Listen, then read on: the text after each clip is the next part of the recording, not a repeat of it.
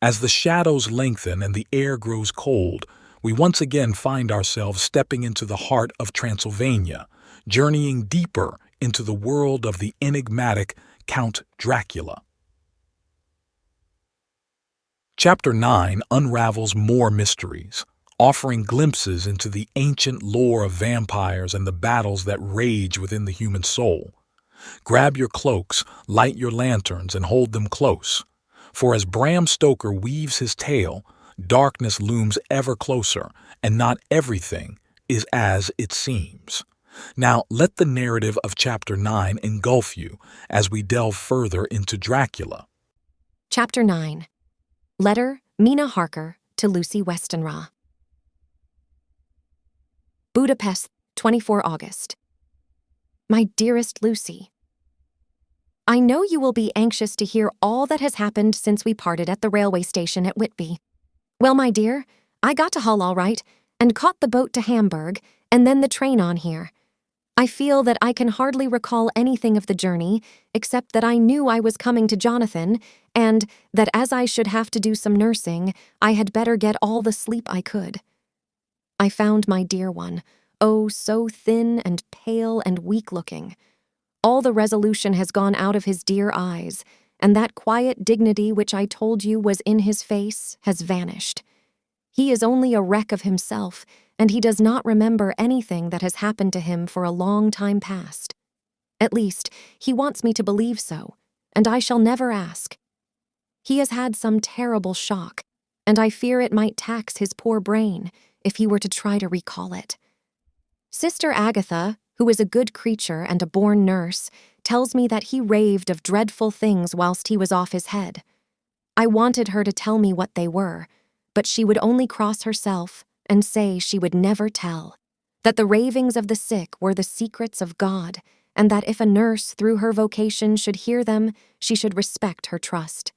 She is a sweet, good soul, and the next day, when she saw I was troubled, she opened up the subject again, and after saying that she could never mention what my poor dear raved about, added, I can tell you this much, my dear, that it was not about anything which he has done wrong himself, and you, as his wife-to-be, have no cause to be concerned.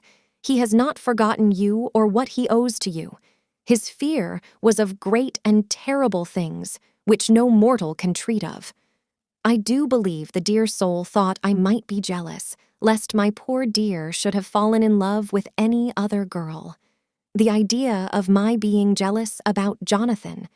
And yet, my dear, let me whisper, I felt a thrill of joy through me when I knew that no other woman was a cause of trouble.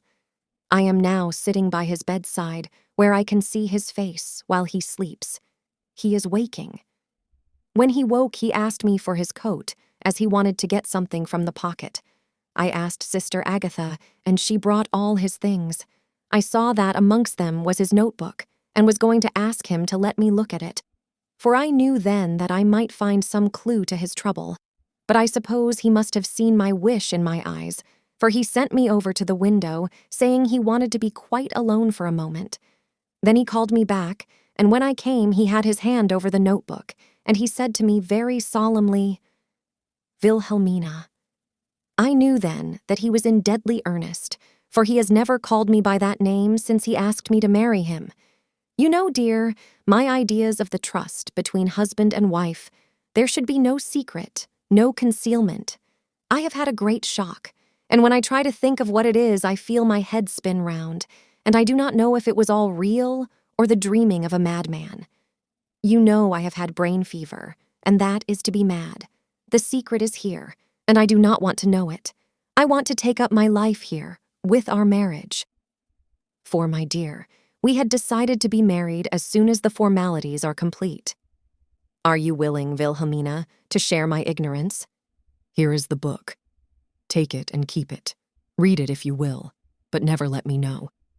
Unless, indeed, some solemn duty should come upon me to go back to the bitter hours, asleep or awake, sane or mad, recorded here. He fell back exhausted, and I put the book under his pillow and kissed him. I have asked Sister Agatha to beg the Superior to let our wedding be this afternoon, and am waiting her reply. She has come and told me that the chaplain of the English Mission Church has been sent for. We are to be married in an hour, or as soon after as Jonathan awakes. Lucy, the time has come and gone. I feel very solemn, but very, very happy. Jonathan woke a little after the hour, and all was ready, and he sat up in bed, propped up with pillows. He answered his "I will" firmly and strongly. I could hardly speak. My heart was so full that even those words seemed to choke me. The dear sisters were so kind. Please, God, I shall never, never forget them, nor the grave and sweet responsibilities I have taken upon me. I must tell you of my wedding present. When the chaplain and the sisters had left me alone with my husband, oh, Lucy, it is the first time I have written the words, my husband, left me alone with my husband. I took the book from under his pillow and wrapped it up in white paper and tied it with a little bit of pale blue ribbon which was round my neck and sealed it over the knot with sealing wax. And for my seal I used my wedding ring. Then I kissed it and showed it to my husband and told him that I would keep it so, and then it would be an outward and visible sign for us all our lives that we trusted each other, that I would never open it unless it were for his own dear sake or for the sake of some stern duty. Then he took my hand in his, and oh, Lucy, it was the first time he took his wife's hand and said that it was the dearest thing in all the wide world, and that he would go through all the past again to win it if need be. The poor dear meant to have said a part of the past, but he cannot think of time yet, and I shall not wonder if at first he mixes up not only the month, but the year. Well, my dear, what could I say? I could only tell him that I was the happiest woman in all the wide world, and that I had nothing to give him except myself, my life, and my trust, and that with these went my love and duty for all the days of my life. And my dear, when he kissed me and drew me to him with his poor weak hands, it was like a very solemn pledge between us. Lucy, dear, do you know why I tell you all this? It is not only because it is all sweet to me, but because you have been, and are, very dear to me. It was my privilege to be your friend and guide when you came from the schoolroom to prepare for the world of life.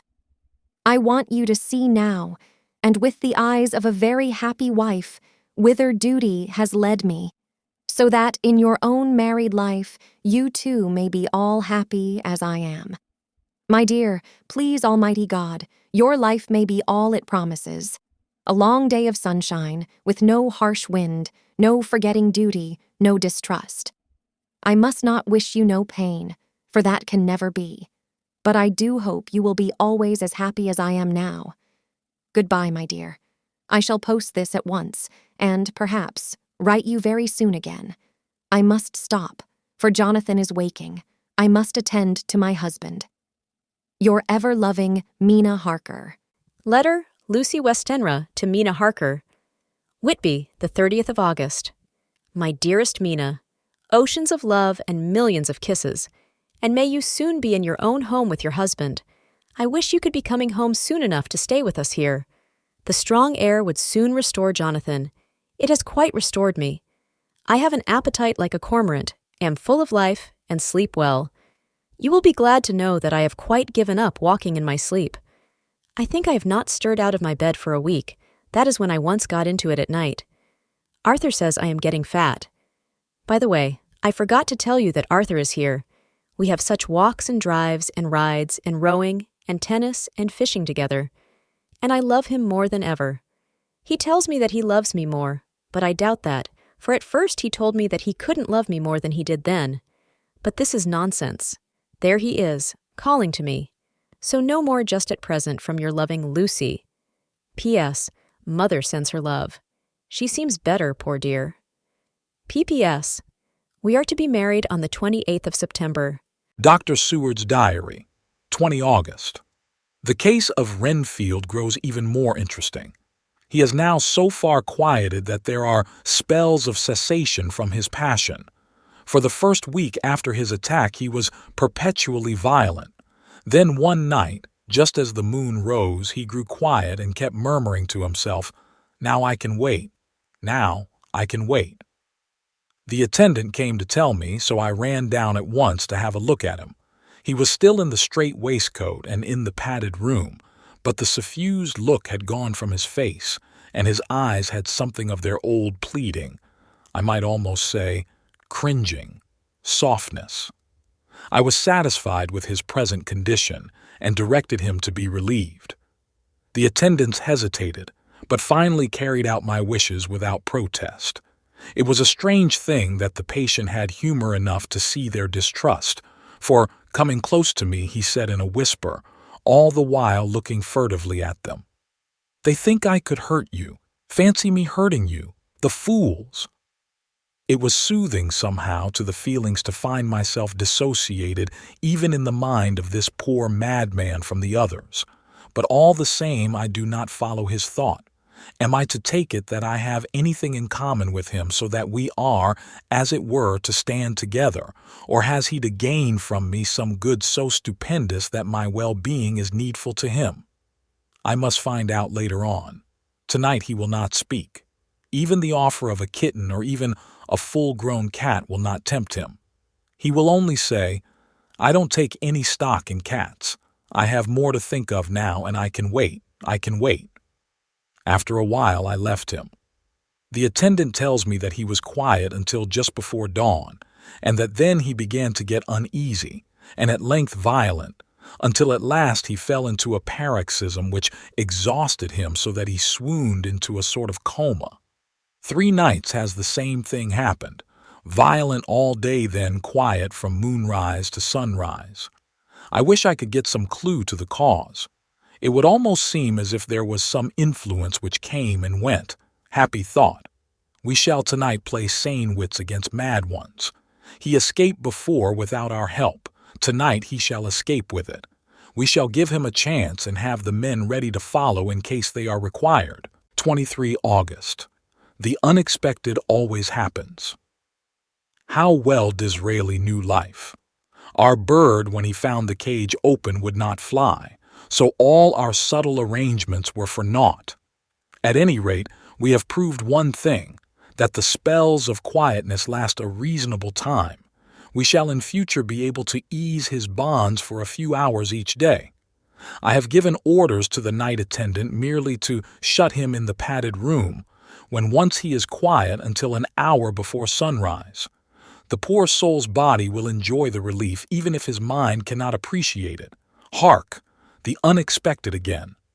I am called. The patient has once more escaped. Later, another night adventure. Renfield artfully waited until the attendant was entering the room to inspect. Then he dashed out past him and flew down the passage. I sent word for the attendants to follow. Again he went into the grounds of the deserted house, and we found him in the same place, pressed against the old chapel door. When he saw me, he became furious, and had not the attendants seized him in time, he would have tried to kill me. As we were holding him, a strange thing happened. He suddenly redoubled his efforts, and then as suddenly grew calm. I looked round instinctively, but could see nothing. Then I caught the patient's eye and followed it, but could trace nothing as it looked into the moonlit sky except a big bat, which was flapping its silent and ghostly way to the west. Bats usually wheel and flit about, but this one seemed to go straight on, as if it knew where it was bound for or had some intention of its own. The patient grew calmer every instant and presently said, "You needn't tie me. I shall go quietly." Without trouble, we came back to the house. I feel there is something ominous in his calm, and shall not forget this night. Lucy Westenra's Diary, Hillingham, 24 August. I must imitate Mina and keep writing things down. Then we can have long talks when we do meet. I wonder when it will be. I wish she were with me again, for I feel so unhappy. Last night I seemed to be dreaming again, just as I was at Whitby. Perhaps it is the change of air, or getting home again. It is all dark and horrid to me, for I can remember nothing. But I am full of vague fear, and I feel so weak and worn out. When Arthur came to lunch, he looked quite grieved when he saw me, and I hadn't the spirit to try to be cheerful. I wonder if I could sleep in Mother's room tonight. I shall make an excuse and try. 25 August. Another bad night. Mother did not seem to take to my proposal. She seems not too well herself, and doubtless she fears to worry me. I tried to keep awake and succeeded for a while. But when the clock struck 12, it waked me from a doze, so I must have been falling asleep. There was a sort of scratching or flapping at the window, but I did not mind it, and as I remember no more, I suppose I must then have fallen asleep. More bad dreams. I wish I could remember them. This morning I am horribly weak. My face is ghastly pale, and my throat pains me. It must be something wrong with my lungs, for I don't seem ever to get air enough. I shall try to cheer up when Arthur comes, or else I know he will be miserable to see me so. Letter, Arthur Holmwood to Dr. Seward. Albemarle Hotel, the 31st of August. My dear Jack, I want you to do me a favor. Lucy is ill. That is, she has no special disease, but she looks awful and is getting worse every day. I have asked her if there is any cause. I do not dare to ask her mother, for to disturb the poor lady's mind about her daughter in her present state of health would be fatal. Mrs. Westenra has confided to me that her doom is spoken. Disease of the heart, though poor Lucy does not know it yet.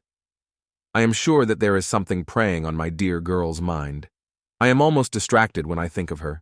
To look at her gives me a pang. I told her I should ask you to see her, and though she demurred at first, I know why, old fellow, she finally consented.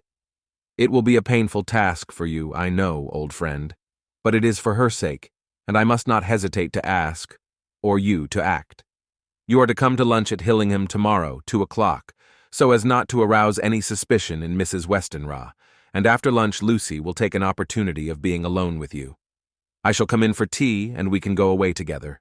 I am filled with anxiety and want to consult with you alone as soon as I can after you have seen her. Do not fail. Arthur. Telegram, Arthur Holmwood to Seward. The 1st of September. Am summoned to see my father, who is worse. Am writing. Write me fully by tonight's post to ring. Wire me if necessary. Letter from Dr. Seward to Arthur Holmwood. The 2nd of September.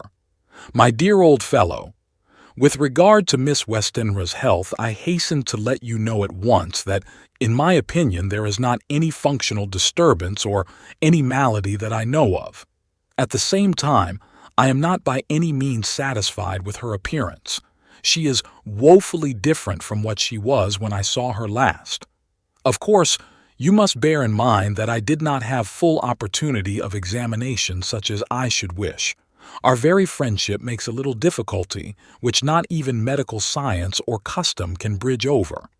I had better tell you exactly what happened, leaving you to draw, in a measure, your own conclusions.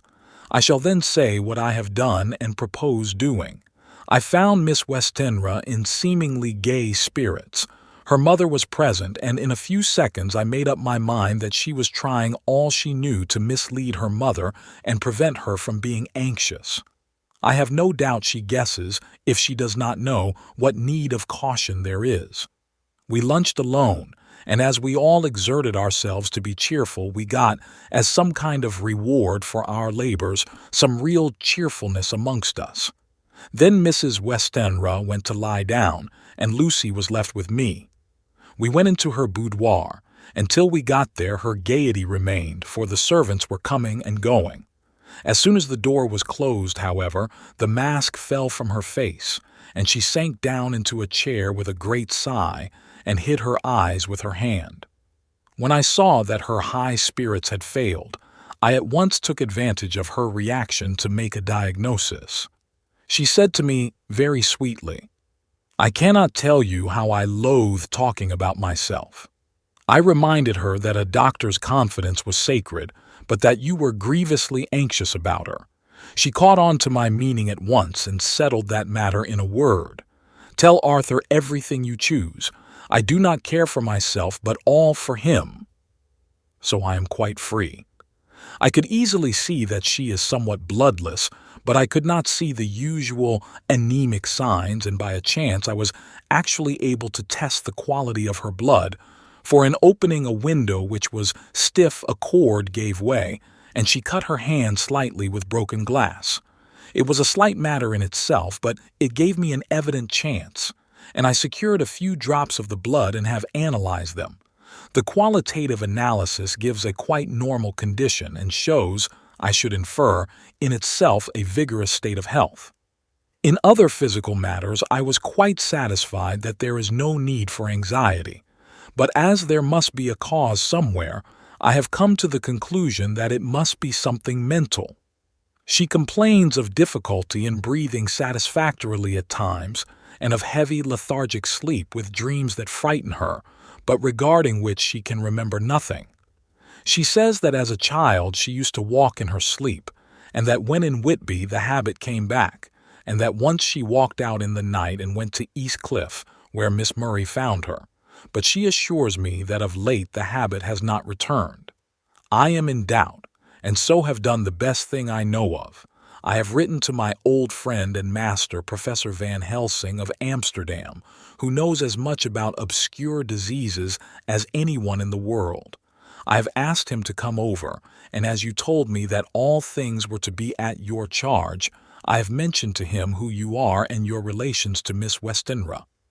This, my dear fellow, is in obedience to your wishes, for I am only too proud and happy to do anything I can for her. Van Helsing would, I know, do anything for me for a personal reason, so no matter on what ground he comes, we must accept his wishes. He is a seemingly arbitrary man, but this is because he knows what he is talking about better than anyone else. He is a philosopher and a metaphysician and one of the most advanced scientists of his day, and he has, I believe, an absolutely open mind. This with an iron nerve, a temper of the icebrook, an indomitable resolution, self-command, and toleration exalted from virtues to blessings, and the kindliest and truest heart that beats. These form his equipment for the noble work that he is doing for mankind, work both in theory and practice, for his views are as wide as his all-embracing sympathy. I tell you these facts that you may know why I have such confidence in him. I have asked him to come at once. I shall see Miss Westenra tomorrow again. She is to meet me at the stores, so that I may not alarm her mother by too early a repetition of my call. Yours always, John Seward. Letter, Abraham Van Helsing, M.D., D.Ph., D.Lit, etc., etc., to Dr. Seward. The 2nd of September. My good friend, when I have received your letter, I am already coming to you. By good fortune, I can leave just at once, without wrong to any of those who have trusted me. Were fortune other, then it were bad for those who have trusted. For I come to my friend when he call me to aid those he holds dear. Tell your friend that when that time you suck from my wound so swiftly the poison of the gangrene from that knife that our other friend, too nervous, let slip, you did more for him when he wants my aids and you call for them than all his great fortune could do. But it is pleasure added to do for him, your friend. It is to you that I come. Have then rooms for me at the Great Eastern Hotel, so that I may be near to hand, and please it so arrange that we may see the young lady not too late on tomorrow, for it is likely that I may have to return here that night. But if need be, I shall come again in 3 days, and stay longer if it must. Till then, goodbye, my friend John. Van Helsing. Letter Dr. Seward to Honorable Arthur Holmwood. The 3rd of September. My dear Art, Van Helsing has come and gone. He came on with me to Hillingham and found that, by Lucy's discretion, her mother was lunching out so that we were alone with her. Van Helsing made a very careful examination of the patient. He is to report to me, and I shall advise you, for of course I was not present all the time. He is, I fear, much concerned, but says he must think. When I told him of our friendship and how you trust to me in the matter, he said, "You must tell him all you think. Tell him what I think, if you can guess it, if you will. Nay, I am not jesting. This is no jest, but life and death, perhaps more." I asked what he meant by that, for he was very serious. This was when we had come back to town, and he was having a cup of tea before starting on his return to Amsterdam. He would not give me any further clue. You must not be angry with me, Art, because his very reticence means that all his brains are working for her good. He will speak plainly enough when the time comes, be sure. So I told him I would simply write an account of our visit, just as if I were doing a descriptive special article for the Daily Telegraph. He seemed not to notice, but remarked that the smuts in London were not quite so bad as they used to be when he was a student here. I am to get his report tomorrow if he can possibly make it. In any case, I am to have a letter. Well, as to the visit, Lucy was more cheerful than on the day I first saw her, and certainly looked better. She had lost something of the ghastly look that so upset you, and her breathing was normal. She was very sweet to the professor, as she always is, and tried to make him feel at ease, though I could see that the poor girl was making a hard struggle for it. I believe Van Helsing saw it too, for I saw the quick look under his bushy brows that I knew of old. Then he began to chat of all things except ourselves and diseases, and with such an infinite geniality that I could see poor Lucy's pretense of animation merge into reality. Then, without any seeming change, he brought the conversation gently round to his visit and suavely said, "My dear young miss, I have the so great pleasure because you are so much beloved. That is much, my dear, ever were there that which I do not see. They told me you were down in the spirit and that you were of a ghastly pale. To them I say, poof!" And he snapped his fingers at me and went on. "But you and I shall show them how wrong they are. How can he?" And he pointed at me with the same look and gesture as that with which once he pointed me out to his class, on, or rather after, a particular occasion which he never fails to remind me of, know anything of a young lady's. He has his madmen to play with, and to bring them back to happiness, and to those that love them. It is much to do, and oh, but there are rewards, in that we can bestow such happiness.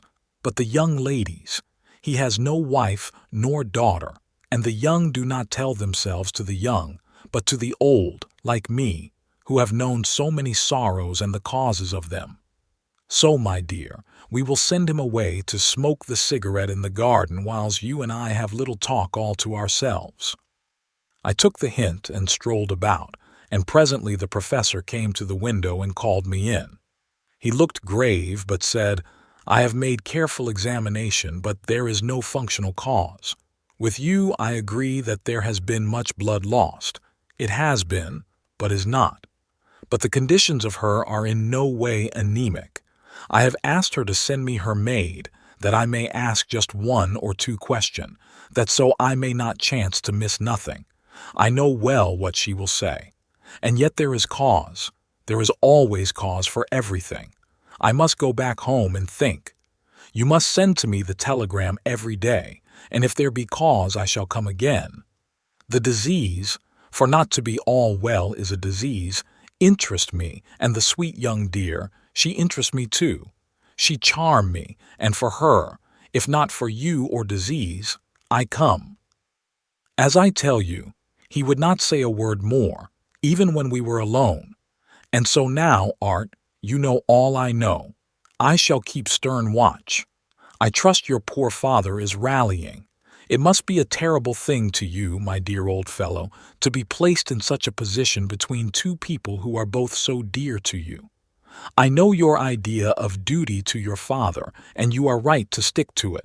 But, if need be, I shall send you word to come at once to Lucy, so do not be over-anxious unless you hear from me. Dr. Seward's Diary. 4 September. Zoophagus patient still keeps up our interest in him. He had only one outburst, and that was yesterday at an unusual time. Just before the stroke of noon, he began to grow restless. The attendant knew the symptoms, and at once summoned aid. Fortunately, the men came at a run and were just in time, for at the stroke of noon he became so violent that it took all their strength to hold him.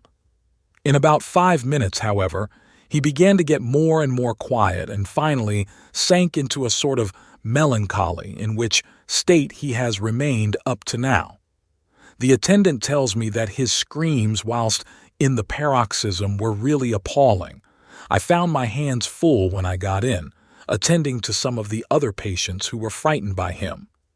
Indeed, I can quite understand the effect, for the sounds disturbed even me, though I was some distance away. It is now after the dinner hour of the asylum, and as yet my patient sits in a corner brooding with a dull, sullen, woe-begone look in his face, which seems rather to indicate than to show something directly. I cannot quite understand it. Later, another change in my patient. At 5 o'clock I looked in on him and found him seemingly as happy and contented as he used to be. He was catching flies and eating them and was keeping note of his capture by making nail marks on the edge of the door between the ridges of padding. When he saw me, he came over and apologized for his bad conduct and asked me in a very humble, cringing way to be led back to his own room and to have his notebook again. I thought it well to humor him, so he is back in his room with the window open.